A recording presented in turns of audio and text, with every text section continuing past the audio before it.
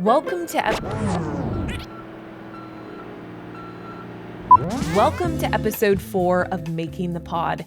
Today, I'm going to ensure my podcast stands out from the crowd of other podcasts in my niche by conducting a competitive analysis and defining my it factor. Hey, I'm Lauren Popish, founder of The Wave Podcasting. I help women start and grow podcasts. I recently sunset my original podcast, and I've decided to create a new one focused on podcasting. I'm taking you along as I build the podcast from day one. Be sure to hit the subscribe button and the bell notification so you never miss an episode. You can start from the beginning or pick up anywhere in the series and start learning. Welcome to Making the Pod. When I launched my first podcast, Book Wine Club, I looked around the internet for other podcast book clubs, but I wasn't very thorough about getting a picture of the entire landscape of competitive podcasts.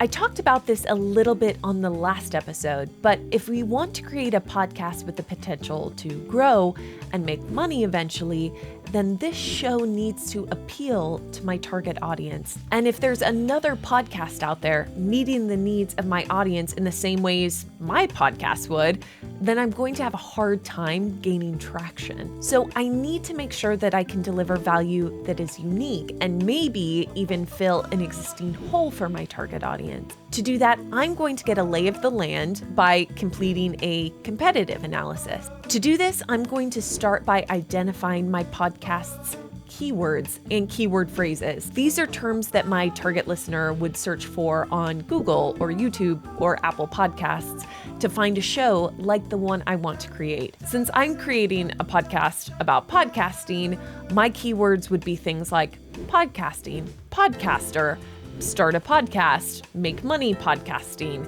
podcast equipment, and podcast marketing. I'm then going to use these keywords to search on Apple Podcasts and see which shows come up. I'm also going to search for terms like best podcasts about podcasting on Google to see if there's relevant shows that might be in an article or a blog post. In my guide, I recommend identifying 5 to 10 shows that seem like competitive matches for your show. For my show, I know that podcasting is a pretty niche category, so I wanted to challenge myself to analyze all the available shows on the topic of podcasting. The final list came out to 105 shows. That may sound like a lot, but there are over 1 million podcasts on Apple Podcasts right now, and 100 shows makes up only 1% of all the shows available, so it's still a pretty competitive niche. After you put together your list of 10, or in my case, 105 competitive shows, you then want to document some basic data points about the show. In my guide, I suggest things like the name of the podcast, number of hosts, tone of the hosts, tone of the podcast, format type, average number of guests, if that's relevant, average episode length, average release frequency, and the target listener or audience. Each of these elements is an opportunity for you to differentiate your show. For my analysis, I also included the gender of the hosts, total number of episodes produced to date, primary and secondary categories tagged on Apple Podcasts, average rating, and the number of ratings on Apple Podcasts. Some of these fields aren't areas where I can compete necessarily, but they do help me get a complete picture of the landscape. Now, full disclosure, filling in all of those fields for 105 podcasts would have taken me a long time. So instead of doing it myself, I used Upwork to hire a contractor to help me fill in all of those fields. I am a big proponent of outsourcing time-consuming and repetitive tasks. I see the cost as an investment in my business because I can use my time for more profitable activities.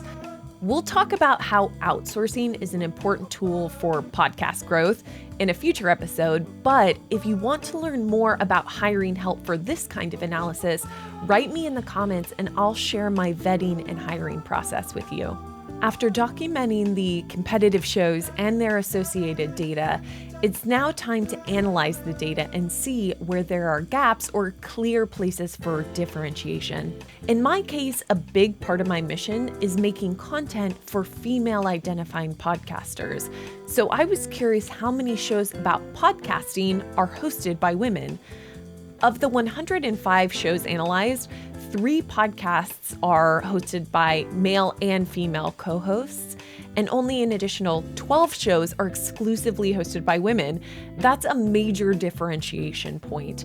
A podcast that's hosted by and for women is even more rare. Diving into the details of competitive shows for a moment, She Podcasts is both a podcast and an online community with a similar mission to mine. Elsie and Jess are absolute legends, and they've paved the way for women like me long before I even knew what a podcast was. I have so much respect for them. But their style of podcast is different from the one that I want to create. Their average episode length is about 55 minutes. I want mine to be much shorter, like 20 to 25 minutes. I want my show to be a combination of speaking solo on certain topics and interviews with other women in podcasting. Their show is primarily conversational between the two of them because they're co-hosts. Mine will be scripted, theirs isn't. You get the point.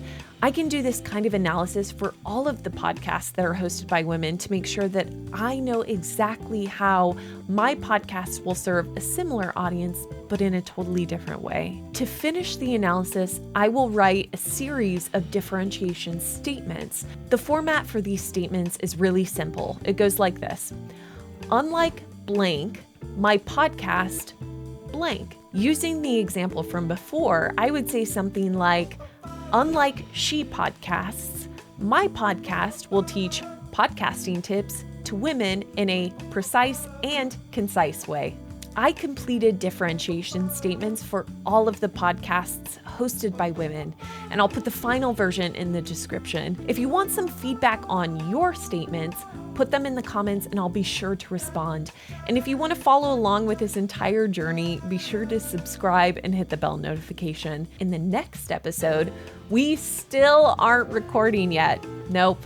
I'm going to be doing a brand visioning session to determine my new podcast's personality. I'll see you next time on Making the Pod.